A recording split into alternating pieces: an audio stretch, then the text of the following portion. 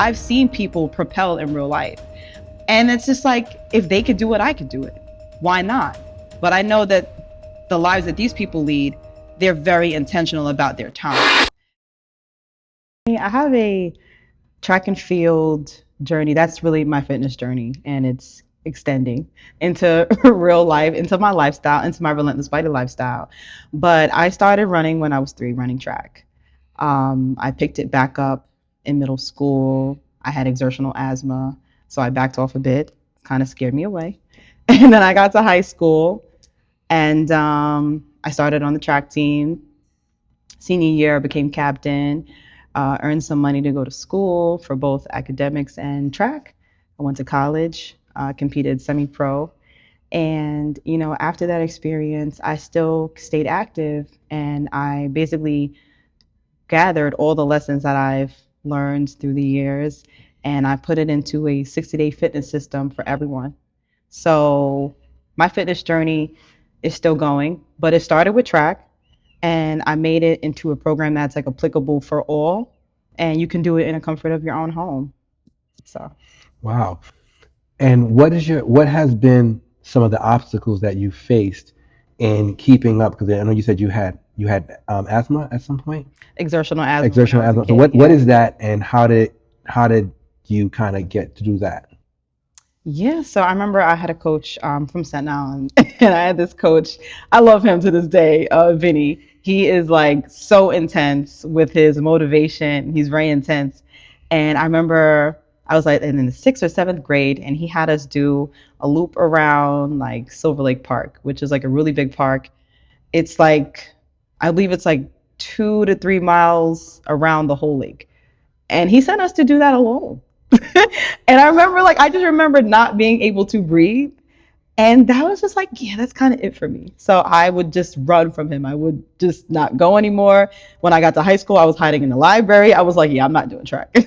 And then eventually, I met the high school coach, and then I started to like gain my confidence, just with speaking in general. I didn't even want to, I was too afraid to communicate that to him. Although I did enjoy like the beginning of practice, I just didn't have that confidence to really speak up and say, hey, I really don't enjoy this. And then, as I started high school, I began running track. I got into student government. That gave me more of a voice, kind of to stand. And I pretty much continued on from there. But I got over it through action. So, and I know like a lot of athletes have had asthma, and it's something to overcome, and you can overcome it by just doing and not stopping, and AKA staying relentless. So I like that part, being relentless. yeah, And when you think about relentless, why that name as opposed to anything else? What does relentless mean to you? incessant. I mean, by definition, yeah. But so actually, a friend of mine, Edmund Larrea, he gave me this book when we were training together. He was training for the NFL. I was training to make it in track and field. We were training with DeVal in Brooklyn. And I remember one day, like he was really into books, so we would share books.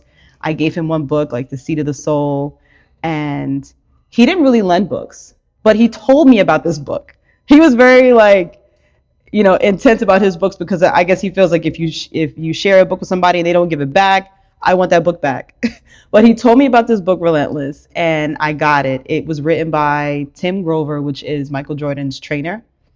And those principles from that book just always stuck with me.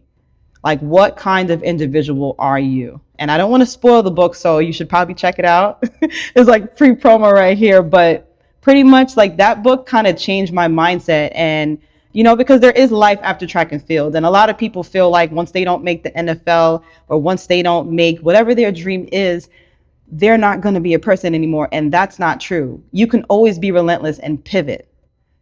So I had to kind of pivot too. And being relentless is the only thing that has kept me. And what better way than to have it on this lovely bodysuit? There are hoodies as well. And it just has the word relentless. And it's really a reminder of to just continue to be who you are. And you will always be who you are. And it doesn't, you are not defined by an occupation. That's pretty much the point. And it's all based on the mindset that you maintain as you're going through the adversities of life. When you came to the point where you weren't doing track and field, how did you pivot into what you're doing now? So, I was on track 2021, like during our pandemic phase, and I wasn't able to go to the gym anymore for a period of time because I wasn't trying to get the shot. And, I just was like, why don't I just make something, create a system for myself that I can do at my own home because I had a loft back then. And I just started doing workouts in my home. And then I had a young lady who we were friends, and she was always talking about she wanted to lose weight. And it was always like, I'm like, well, do you want to come with me? And it was just like, no. And then one day she was just like, you know what? I want to be relentless. I want a relentless body. And I'm like, well, let's do it. And a year later, she started off 253 and she ended off like 150, 140 something. So she lost 100 pounds in the system. But that system was born based off of everything I learned from the track. And I said, you know what? There are still other people that can benefit from everything that I've learned. You don't necessarily have to. I mean, yes, it's a childhood dream. However, you can still help others achieve their dreams. She wanted a relentless body, didn't know what to call it yet, but she never had that let's go. She wasn't really into sports. She never ran before. And it was an opportunity for me to share what I've learned and to still see her in her most confident self. And to this day, she maintains her physique and she's now able to share that gift with others. And that really means a lot to me. I love that. And you shared something off camera with me that I want to bring up. And you talked, because a lot of people, when they think about fitness, they think about the outer body, but you don't just think about the outer body. You think about different things that you can use to enhance your body naturally. So I'd like you to talk about what you share with me about the whole caffeine thing and how you got to that point in your life. So when I was a junior in college, I interned at the Food and Drug Administration as a drug chemist. And my senior year, I did my thesis on caffeine content in a series of drinks. And what I concluded was that so we did an analysis of things like Coca-Cola, Welch's Grape, Monster Energy, Red Bull, Chinese green tea, any drink that has caffeine, you name it. And what I concluded from my experiment was that, you know, there are some brands that have an elevated amount of caffeine in them. And for those that have pre-existing heart condition, one is known as a heart arrhythmia. If they have a 24-ounce can of something that has an elevated amount of caffeine, that can turn fatal. And that right there, when I saw these numbers um, from my thesis, and it was really just telling of like, what do we have access to every day as consumers that are literally making us make choices that are genuinely not good for us. And it's really shocking to see that it's not this information really isn't like in your face. I feel like we see things on the news, oh wow, this happened, but it's not like it's just not urgent. And it really led to my obsession with gut health. And another thing that I didn't necessarily include in my report, but we did other research on the HPLC, the FTIR. We were able to see other substances that were found in these things that are not necessarily on the label.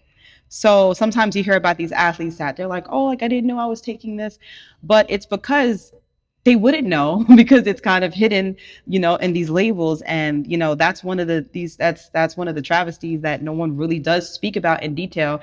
And like I said, it really just got me into loving more on my gut. And I wanted to really, like I said, track and field was my dream. And in order to stay there, you kind of have to be at a certain body fat percentage. And, after I hit 25, it's a little different. You can't really have those cheeseburgers and you think they're going to go anywhere, you know? So, I wanted just to create something for me just to stay fit so I could make it on that circuit too. And it developed into something that became really popular during the pandemic, which was A1 Reset, which is my juice company. And it got so popular that I had to make it official because it was a hobby. And that right there was just like, all right, you're doing something that is helping others recover. And it just felt really purposeful. And I'm excited to still continue to share that and do local events. I partnered with like vegan restaurants. I just did a Soca Fest a couple weeks ago. I did a Nike event. Like there's so many opportunities that are just coming my way, and I'm really grateful for it. But gut health is the mission. Gut wealth is the slogan, and that's what I've always been about. So Other than your mentor makes you understand that you have to put some intention behind what you're doing in order to get the results that you I want. mean, you have to. You have to, because nothing done with just lack of thought goes anywhere.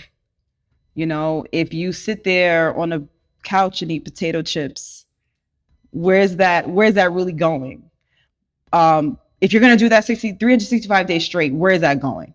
Visualize it. Now visualize healthy decisions, active in the gym, in the park for 365 days. Take those two people. Where's the intention on two, like in two people, and where is that really going?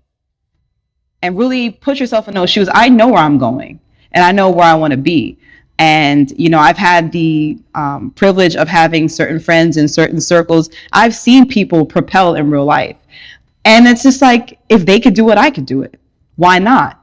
But I know that the lives that these people lead, they're very intentional about their time, and time is really the coin of your life. And you know, how you spend it really dictates, but you have to lead each moment with intention, because there's just no other way.